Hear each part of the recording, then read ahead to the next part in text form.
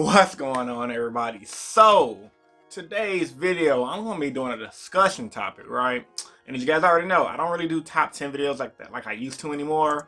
However, if you guys get this video to 300 likes, I definitely do a lot more of them. And also, if you guys are new here, subscribe for more. But this video, as you guys saw when you click the title, 5 best meta decks and 5 best rogue decks.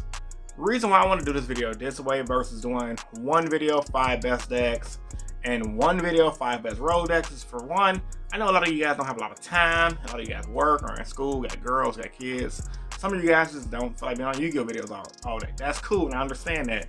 And for two, I don't really have much detail to say about these decks other than they are just really that good. Also, with that being said, every deck on this list I'm going to mention, between the meta decks and the rogue decks, 1 is not better than 5. 5 is not better than 1. I believe these decks all have an even chance in the meta, depending on which version of the deck you play against and what matchup. So, with all that being said, let's get into it. Without further ado, let's begin.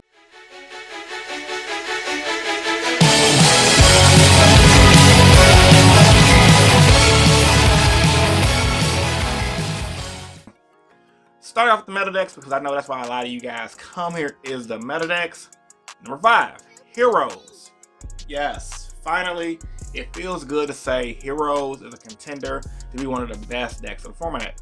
Reason being, Liquid Soldier, allowing you to draw 2 and special summon monsters out of the graveyard, but mainly to draw 2 to draw into your outs like Super Poly, potential knee brews, potential hand traps, etc. Sunriser, allowing you to spam the board, which is why these cards are both expensive right now. I believe Liquid Soldier currently is at 70 bucks, Sunriser is at 10 bucks. Gold and Malicious Bane being another field extender, and in the general guidelines of Dark Law, Plasma. Man, I can go on about that deck. So, with that being said, I feel like Heroes have a good shot at being a tier 1 deck in the meta. I think it is tier 1 currently standing. The only problem with the deck is, because it has a good grind game despite what most people say, if you, like, Heroes can't win against a deck like Pendulums, in the sense where it's like, they set up a board of like 5 negates. Depending on what your opponent do, you really gotta get creative to beat them, which is why I play deck cards like Super Poly in my main deck. But that's neither here or there. But like, they can't play through like 3 to 4 or 5 negates like decks like SALAMANGREAT or Orcus could. But they can definitely play against 2 to 3. So with that being said, Pendulum's on this list. Heroes on this list because they are just that good. I can go on Heroes all day, 20-minute video if I wanted to. Number 4, we had Heroes. Pendulums. Now, Pendulums is, in my opinion, now this is just me, a glass cannon. Reason being, yes, if they go first and open up their God tier hand, which is 4 to 5 negates, if you're playing a Triff gaming build, 8 negates, plus the smackdown of the field spell that says no spell cards can be activated, you 90% of the time is going to win. However, if you go second, Pendulums can't really break a board, from at least from what I've seen. I mean, I play Heroes, so maybe I'm a little biased when I say this. I have no problem beating that deck. I mean, every once in a while I lose because they just drew that good, I drew that bad. However, once the side deck come into place, things like Unending Nightmare, Twin Twisters, Knee Brew, Pendulums get kind of hurt. So, but all that being said, they got the results. They do top, and making any deck that can make 8 negates in a turn deserves to be on the top 5 tier list. Also the deck's very consistent too, but any deck that can do that definitely deserves to be on the list because it's just powerful. Honestly, what can you do against 5 negates? Most decks just flop out, which is why honestly nowadays a lot of Yu-Gi-Oh decks have to have a versatility. Number 3, Dinosaurs. Speaking of dinosaurs, you guys ever remember that cartoon Dinozaurs? It just literally popped in my head now. It was like a knockoff of Transformers. It was on Fox Kids, man. Great show, Dinosaurs. I know that was just completely random. Off topic. Back on topic now. Dinosaurs as an archetype is very solid. High OTK potential. They just got the True King guy that you blow up monsters in the hand. I believe he also does something to the extra deck. I mean, the list can go on. The deck can combo off like crazy. Only thing about Dinosaurs that I feel like keeps it from being always a consistent contender, because the deck can just go off and it can just OTK you out of nowhere, right? and the field spell that the deck plays. The dinosaurs field spell that makes the tokens can protect its monsters. So they got a good first turn 1 board, and then a turn 2 board, they can just stall you out. Dinosaurs' downfall is they brick, and they brick heavy, and things like Artifact Lancea kills them. However, considering we're in a fresh format, and this is a preemptive guess, this is a prediction, I think dinosaurs have a good chance of being a #1 deck for sure. It's just good, honestly. Like where we said, it's just good. Number 2, Spyrals. Now, I'm gonna keep this one short, simple, and sweet. There is a reason Magician Souls, a card that was made for Dark Magicians, is like almost $100 and some odd dollar card. I've seen combos online, and when I say Spyrals can go off, they can go off. And when they go off, and the board of Spiral Grandmaster, the one that popped 2 monsters, the Tri Magician that negates stuff, the Spiral Field Spell that protects the monsters and recycle the deck and shuffle the turn, it's definitely a force to be reckoned with. I think the price of Magician Souls warrants the $100 mark, because Spyrals is just a combo heavy deck. I think Spyrals, however, will fall the same factor of Dinosaurs. I haven't played against the new version personally, but just looking at the deck, Spyrals always had an issue with the side deck going into game 2 and 3. And I feel like going into game 1, they more than likely just gonna win, depending on what deck they play against. But game 2 and 3 is where the deck true potential is gonna shine. They have to side deck for the hours. I think against Heroes slaughter Spyrals, like easy matchup. However, I can see decks like Pendulums and Dinosaurs and every other deck I'm gonna mention in this video have a hard time with the deck. And the last deck I'm gonna mention for the metal side of this video is Orcus. Now, the reason why I say Orcus is because even though they got hit, Harpora got banned, the deck is still combo off. The deck is getting more potential. And honestly, it's Orcus. It does what Orcus do. It plays on your opponent's turn. It Dingarisu's your monster to the graveyard. It can just OTK you.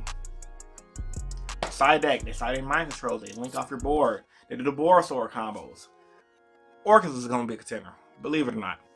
I wouldn't say it's necessarily the best deck, but it's up there in the top 5. Like, the top 5 right now is kind of weird, and only because we have a short format. We're going to get, the new Master Rule 5 in April, and I'm pretty sure we're going to get another ban list before that anyway, so for now, I can see Orcus. Now for the rogue portion of this video. Rogue portion. Number 5, Mystic Mine X. Now, when I say Mystic Mine X, what do I mean? I mean, essentially, Mystic Mine plus X deck. Any deck you put Mystic Mine in that can work consistently, even Mystic Mine Burn, is a solid rogue deck. Why? Because Mystic Mine is a stall card. What do stall cards do? It allows you to either stall your opponent out to deck out, and it also allows you to stall until you get your combo, and when you get your combo, you're good. I played against ALTERGEIST Mystic Mine on Monday. And even though we drew in the tournament, that deck was annoying. Every time I play against someone, they play Mystic Mine.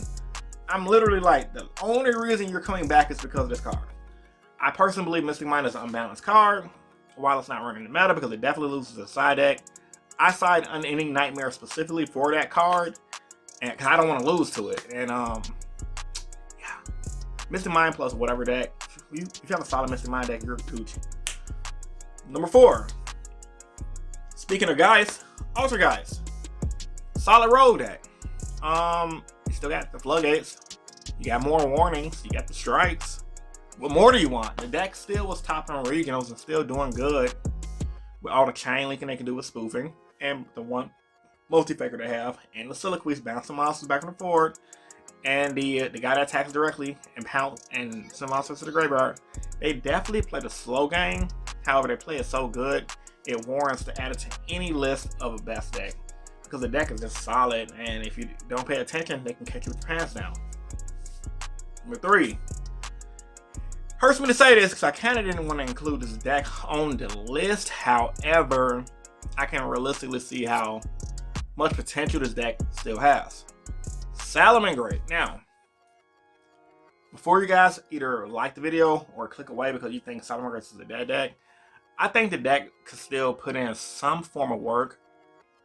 Losing Morale Stalio was huge. The ability to just bounce up monster on your opponent's board by linking into a bigger monster hurts the deck immensely, because the deck main focus is just OTK like crazy.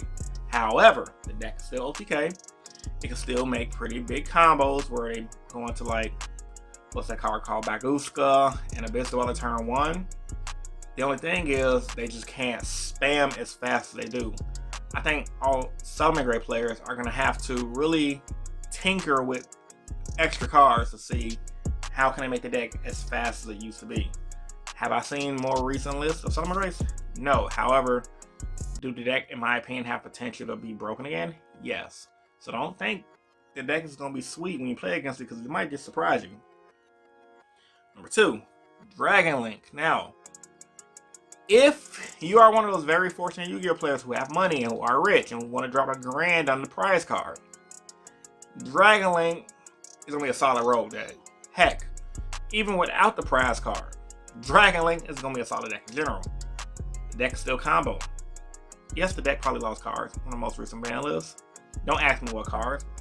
I'm pretty sure they lost some form of consistency. However, you Yu-Gi-Oh players, you smart Yu-Gi-Oh players, will innovate a new version of their deck. The deck spamming ability is too good under Dragons. While you don't have the ability to bring out Colossus to stall you out, they still act as a good light and dark engine. Because for one, they special summon themselves, they search themselves, and they get effects when they manage. So I feel like Dragon Link deck will evolve itself moving into this new format and beyond. That's just me. And the last deck I'm going to talk about, because it's the last deck on the rogue deck list, SUBTERROR. Now, for anybody who's playing against SUBTERROR, you guys know how freaking annoying this deck is, right? They have their trap that can have like 20 effects, and then it literally resets itself. On top of that, they have a field spell that searches, that negates attacks. Once that deck gets the ball rolling, it's over. The deck's gonna beat you. They have a hand trap that negates. The list can go on. SUBTERROR have a lot of potential. I think it's gonna be a solid rogue pick. Is it more consistent than the meta decks? No, because it definitely loses the side deck. That's honestly the biggest issue and difference between meta and rogue. The rogue, this side deck just destroys the rogue decks, versus the meta decks, they can kind of come back. So, this is my best meta / rogue deck video. Tell me what you guys think in the comment section down below. Like the video if you're new here. If you guys want to subscribe for more, I do vlogging, deck profiles involving heroes, and much more. So, with all that being said, this is the Rogue Hero. That's an oxymoron, and I'm signing out. Peace and stay innovative. Deuces.